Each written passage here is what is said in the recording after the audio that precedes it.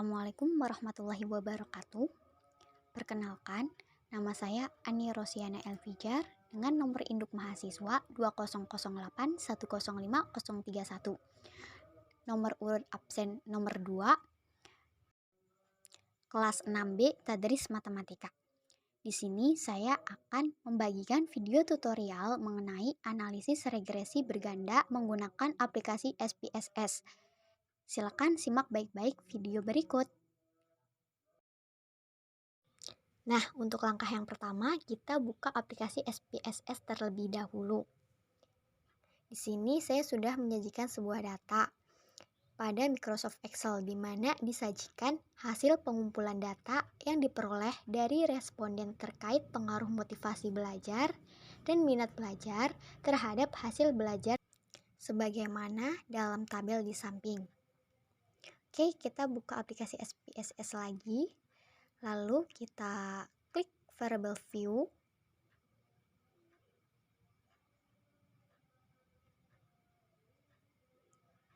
Pada unsur name kita tulis X1, X2, dan Y.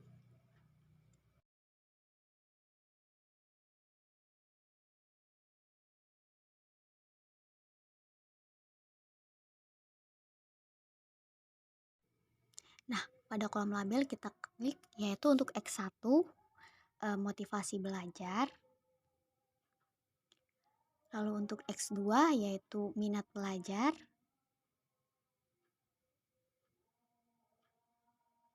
Dan untuk Y yaitu hasil belajar.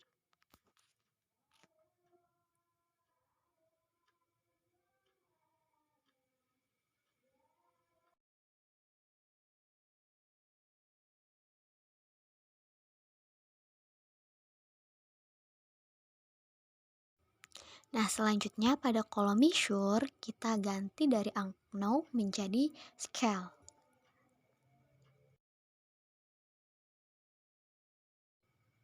Oke, kita klik data view. Nah, di kolom atas sudah ada X1, X2, dan Y. Lalu kita buka Microsoft Excel, kita pindah atau copy data kita, lalu kita masukkan ke SPSS.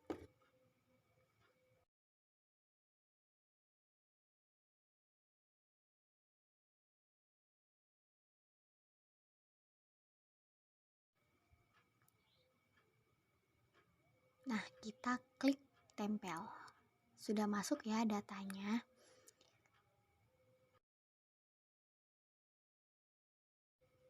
Pada menu bar kita pilih analyze, lalu klik regression, setelah itu pilih yang linear, maka akan muncul jendelanya, yaitu jendela linear regression. Lalu kita pindahkan variabel Y pada dependent dan yang X kepada independent. Setelah itu kita klik OK.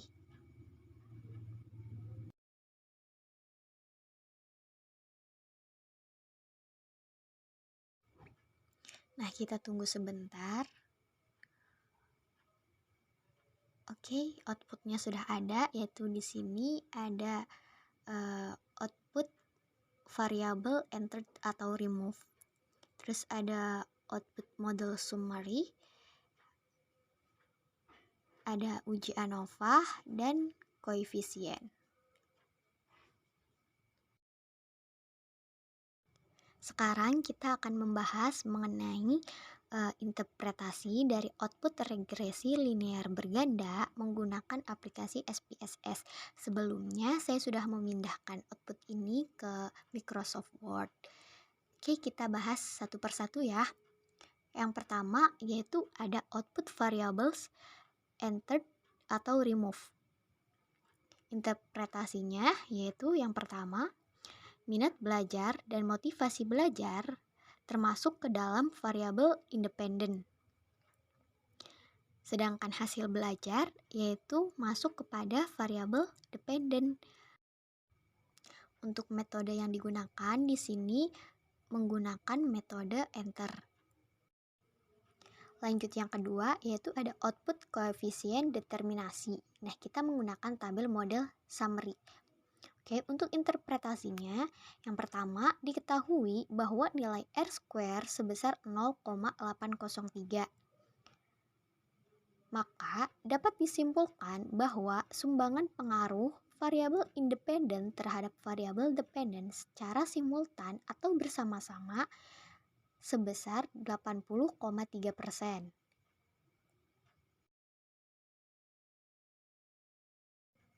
Pada output yang ketiga, yaitu ada UJF atau simultan. Bisa kita lihat dalam tabel ANOVA. Untuk interpretasinya, yaitu yang pertama, model regresi dinyatakan FIT jika nilai signifikansi kurang dari 0,05. Nah, dari tabel dapat diketahui bahwa nilai signifikansi sebesar 0,000. Maka nilai tersebut kurang dari 0,05. Maka dapat disimpulkan bahwa variabel independen berpengaruh signifikansi secara simultan atau bersama-sama terhadap variabel dependen. Nah, selanjutnya yaitu ada output yang keempat, uji T atau uji hipotesis menggunakan tabel koefisien. Untuk interpretasinya, yang pertama, jika nilai signifikansi kurang dari 0,05, maka berkesimpulan ada pengaruh secara signifikan, dan jika nilai signifikan tepat di angka 0,05, maka untuk mengetahui ada atau tidaknya pengaruh variabel independen terhadap variabel dependen bisa menggunakan perbandingan T hitung dengan T tabel. Yang kedua, nilai signifikansi variabel X1 atau motivasi belajar sebesar 0,395 pada tabel. Maka itu lebih dari 0,05. Maka berkesimpulan jika variabel X1 atau motivasi belajar tidak berpengaruh signifikan terhadap variabel Y atau hasil belajar. Yang ketiga, di mana ada nilai signifikansi variabel X2 atau minat belajar sebesar 0,006, di mana nilai ini kurang dari 0,05. Maka berkesimpulan bahwa variabel X2 atau minat belajar berpengaruh signifikan terhadap variabel Y atau hasil belajar. Yang terakhir yaitu ada analisis persamaan regresi berganda. Oke, yang pertama persamaan regresi yang diperoleh. Nah, dapat kita lihat pada tabel koefisien yaitu nilai konstan 2,612 ditambah 0,192 X1 ditambah 0,888 X2. Yang kedua, nilai konstanta yang diperoleh sebesar 2,612 maka bisa diartikan jika variabel independen bernilai 0 atau konstan, maka variabel dependen bernilai 2,612. Yang ketiga, nilai koefisien regresi variabel X1 atau motivasi belajar bernilai positif sebesar 0,192. Maka bisa diartikan bahwa jika variabel X1 atau motivasi belajar meningkat, maka variabel Y atau hasil belajar juga akan meningkat. Begitu juga sebaliknya. Yang keempat yaitu adalah nilai koefisien regresi variabel X2 atau minat belajar bernilai positif sebesar 0,888. Maka bisa diartikan bahwa jika variabel X2 atau minat belajar meningkat, maka variabel Y atau hasil belajar juga akan meningkat. Begitu juga sebaliknya.